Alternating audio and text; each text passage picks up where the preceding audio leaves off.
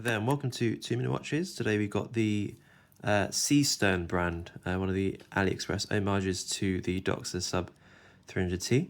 And I think, as many people might do, is to work out whether the quite distinctive cushion case and the thickness of the watch really works for them. So particularly I'll be looking at it from my perspective, particularly as my wrist is quite small, and I've always wanted to look at this aesthetic. So let's dive into the watch itself for a sec. So you've got the distinctive orange colour that really makes the DOXA iconic in particular. And I think they've done a very good job of the dial. I think when I immediately got it, what really popped to me was the quality of the minute, hour and seconds hands. They really jump out. The dial work in particular looks really solid. It's got a slight sheen to it. It's like not sunburst, but it's not matte either. So it's a bit of like a metallic orange.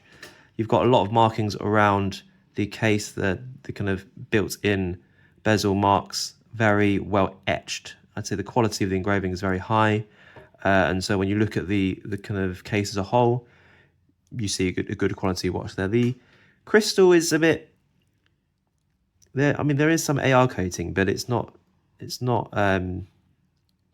just seems a bit muted.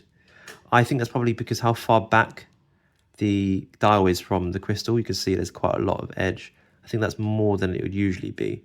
But the way the dial is obviously designed, the visibility is good kind of at all angles anyway. But yeah, it's definitely a bit more reflective than I sometimes see on other AliExpress watches. You've got a distinctive cushion case there with a very nice beads of rice style bracelet, and you've got the Seestern logo.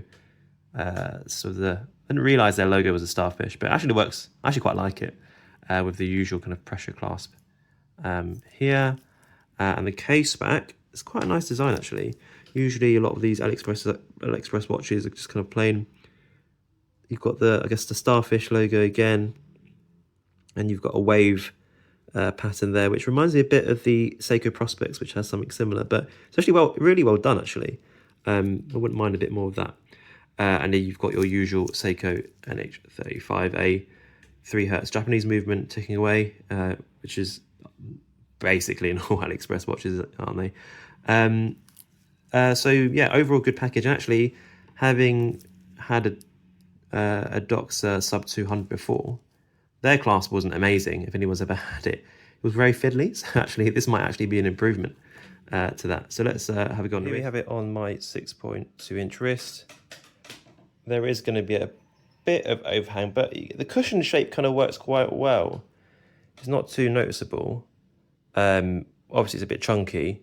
I think I'd probably wear it on the beach in a more casual setting with a t-shirt, polo shirt, that kind of vibe.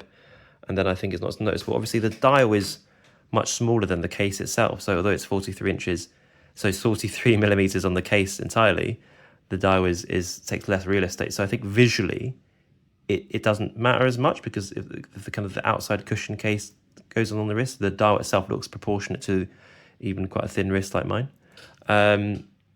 I would say that if anyone was planning to buy a DOXA before shelling out over £1,000 or dollars or whichever your currency is, probably is worth trying this first. And though there's the different, I think Sub 200T, which is a slightly smaller model, but this I guess is the more OG version. So I would recommend trying one of these out before committing the big bucks. And actually, I think the build quality is pretty good. So I think you're really looking at whether you want the DOXA Heritage to try and upgrade. But this is definitely a good gateway into this style of watch. Thanks for watching.